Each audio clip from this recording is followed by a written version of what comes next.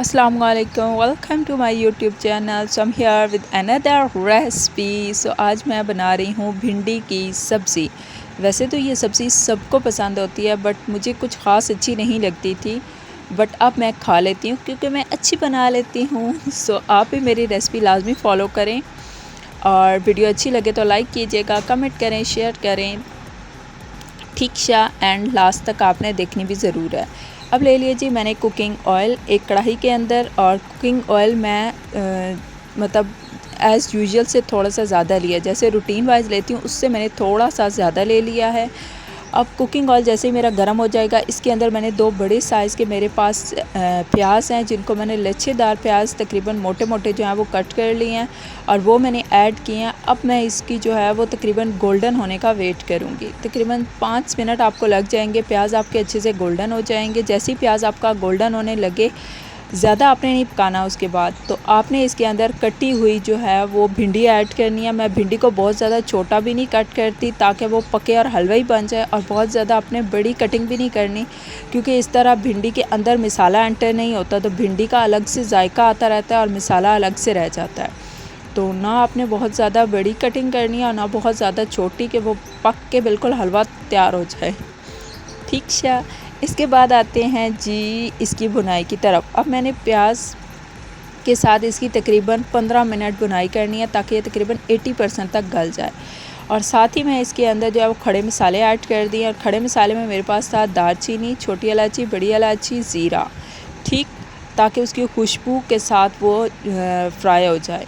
तो साथ ही मेरे पास 3 अदद सब्ज़ मिर्चें थी बारीक, मैंने वो भी कट करके वो भी ऐड कर दिया ताकि वो भी अच्छे से हांडी के साथ मिक्स हो जाए।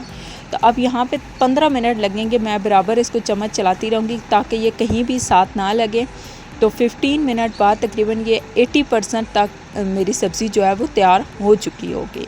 तो लगातार आपने इसका चम्मच चलाते रहना। आप ख़ुद भी चेक कर सकते थे, जैसे मैंने इसका चेक किया है, तकरीबन मेरी भिंडी जो है वो अच्छे से फ्राई हो चुकी है। मैंने इसके अंदर इतना ही ऑयल डाला है जितना एक हांडी को चाहिए था। अब मैंने इसका ले लिया जी अदरक लहसुन का पेस्ट। मेरे पास आप कह लें तकरीबन 3 टेबलस्पून जो है वो अदरक लहसुन का पेस्ट है। जब आप अदरक लहसुन का पेस्ट ऐड करेंगे तो मज़ीद आपने 2 से 3 मिनट पहले इसको अच्छे से मिक्स करके अदरक लहसुन के साथ इसकी भुनाई करनी है ताकि अदरक लहसुन की खुशबू और टेस्ट इसके अंदर डेवलप हो जाए। तो यहाँ तक मैंने पहले इसके 2 से 3 मिनट मज़ीद इसकी बुनाई की है अदरक लहसुन के पेस्ट के साथ। अब बारी आएगी हमारे टमाटर की। तो आप अगर भिंडी बना रहे हैं तो आप एक एक्स्ट्रा टमाटर ऐड कर दें, मतलब अगर एज़ यूजुअल आप 2 टमाटर लेते हैं या 1 लेते हैं तो 2 कर दें, 2 लेते हैं तो 3 कर दें। मैंने नॉर्मल साइज़ के जो थे, थोड़े बड़े ही साइज़ के मेरे पास 2 टमाटर थे जिनको मैंने बारीक कट कर लिया। ये रहे मेरे टमाटर, ये अब मैंने इसके ऊपर ऐड किया।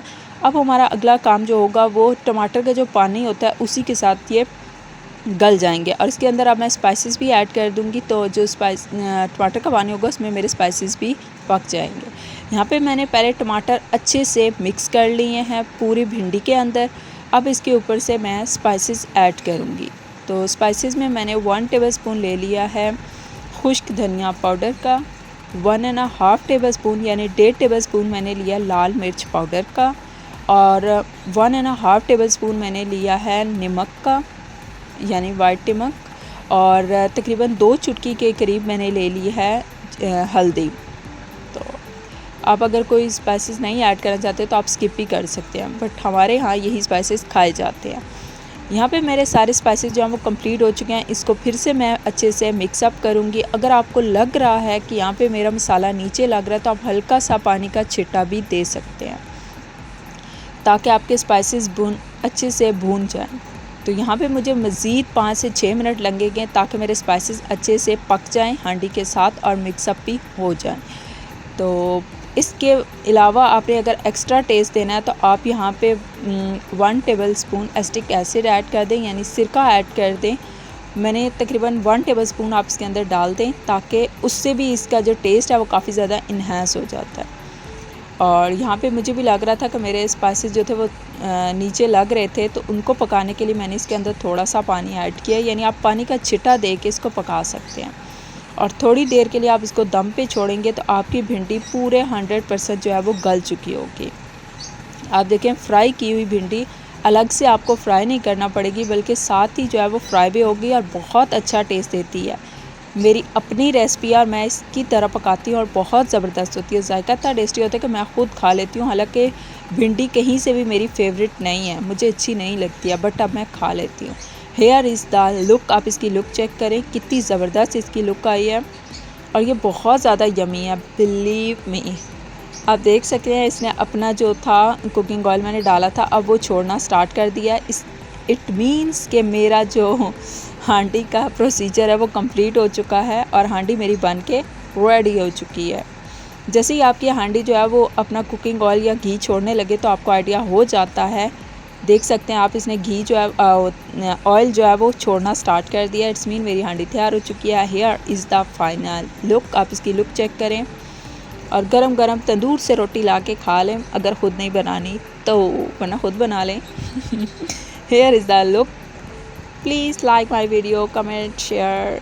Thanks for watching. मेरा गला थोड़ा ख़राब है, इसको इग्नोर कीजिएगा। Thanks for watching. अल्लाह हाफिज़, टाटा, बाय बाय।